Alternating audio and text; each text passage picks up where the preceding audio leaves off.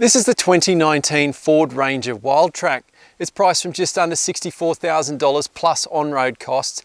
It gets the same 2-litre bi-turbo diesel engine as the Ranger Raptor. It's loaded down with creature comforts and it has plenty of active safety like autonomous emergency braking and much more.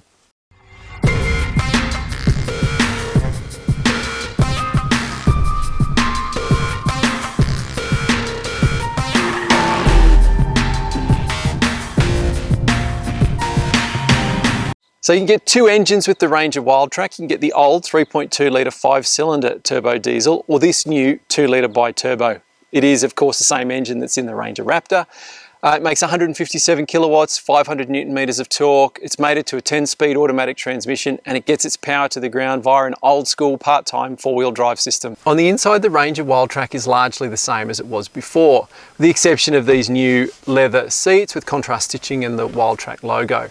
There is plenty of hard, scratchy plastics in here, all this sort of stuff, but there's enough soft touch stuff with contrast stitching that the cabin actually feels quite special.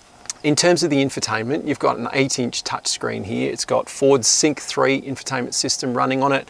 That means Apple and Android connectivity. It's also got native sat-nav with live traffic updates. Now you can control pretty much everything from this screen, including climate controls, audio, sat-nav, all that sort of stuff as well. You've also got voice control, Bluetooth connectivity, but I do like the fact that there are also physical buttons down the bottom here for the climate and the audio.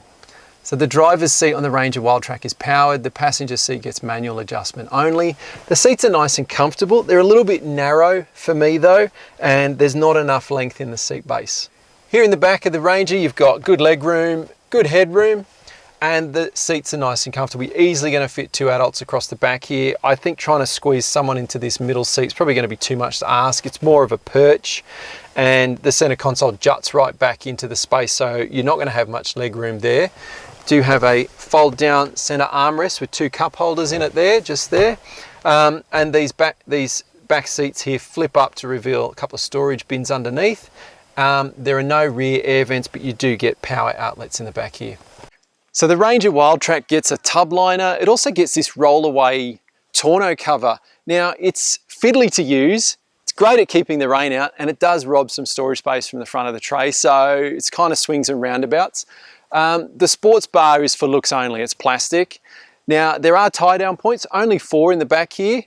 They're on the sides of the tray instead of being down on the floor. You've got a power outlet and you do have a light for the back of the car here. Now one thing I really like is the fact that this tailgate can be raised and lowered with one hand.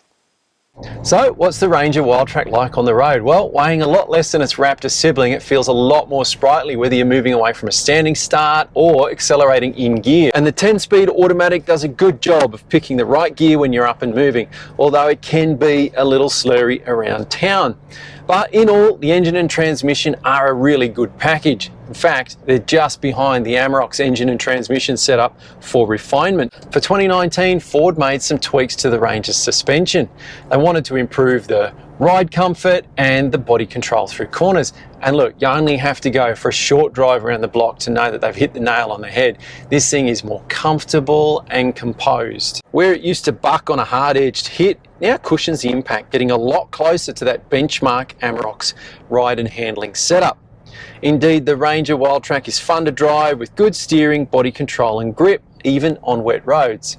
However, you still get a little bit of skip through the rear on mid-corner bumps. So what's the Ranger like off-road? Well, it's always been pretty good, and the suspension tweaks that Ford made have not only improved its on-road ride, they've also made it more comfortable, slow speed stuff across rough terrain. The Ranger's got good ground clearance and wheel travel front and rear, and the part-time 4-wheel drive system offers low range with a good crawl ratio. The hill descent control is excellent.